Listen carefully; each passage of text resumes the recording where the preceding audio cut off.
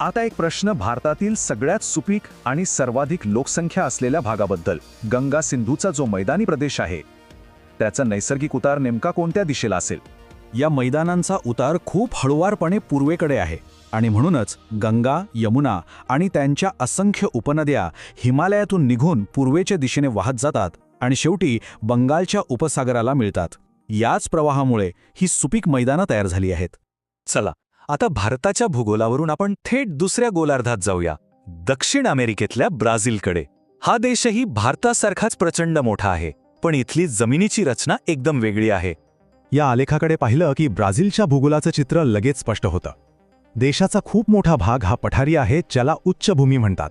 म्हणजे इथे भारतासारखे उंच पर्वत नाहीत. तर सगळ्यात महत्त्वाचा मुद्दा हा आहे की ब्राझीलचं हृदय एक विस्तीर्ण पठार आहे. भारताच्या उत्तरेला जशी हिमालयाची एक भली मोठी भिंत आहे, तशी इथे उंच पर्वतरांग नाहीये, तर एक विशाल उंच पठारी प्रदेश आहे. मग सपाट आणि सखल भाग कुठे आहे? तो मुख्यत्वे करून अटलांटिक महासागराच्या किनाऱ्यालगत आणि अर्थातच जगातल्या सगळ्यात मोठ्या नदीच्या खोऱ्यात म्हणजे ॲमेझॉनच्या खोऱ्यात सापडतो. आणि आता आपण वळतोय ब्राझीलच्या सगळ्यात प्रसिद्ध आणि महत्त्वाच्या भागाकडे, विशाल आणि गूढरम्य ॲमेझॉनच्या खोऱ्याकडे.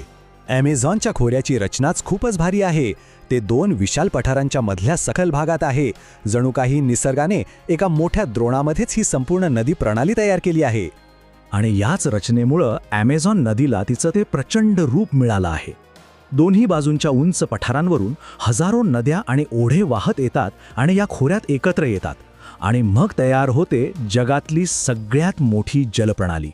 तर आतापर्यंत आपण दोन्ही देशांचा स्वतंत्रपणे प्रवास केला.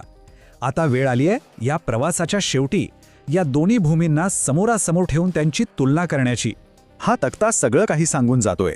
बघा, भारतात उत्तरेला आकाशाला भिडणारी हिमालयाची भिंत आहे, तर ब्राझीलमध्ये देशाच्या मधोमध पसरलेली विशाल पठारं आहेत.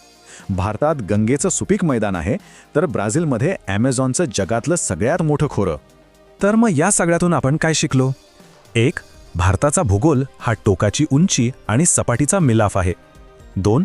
ब्राझीलचा भूगोल हा विशाल पठारं आणि जगातल्या सगळ्यात मोठ्या नदीच्या खोऱ्याने ओळखला जातो. आणि 3.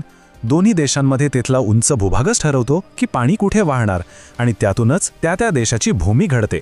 आणि शेवटी एक विचार करायला लावणारा प्रश्न, भूगोलातला हा जो मूलभूत फरक आहे तो या दोन्ही देशांमधल्या लोकांच्या जगण्यावर, त्यांच्या शेतीवर, त्यांच्या संस्कृतीवर आणि एकंदरच त्यांच्या जीवनावर कसा परिणाम करत असेल? नक्कीच विचार करा.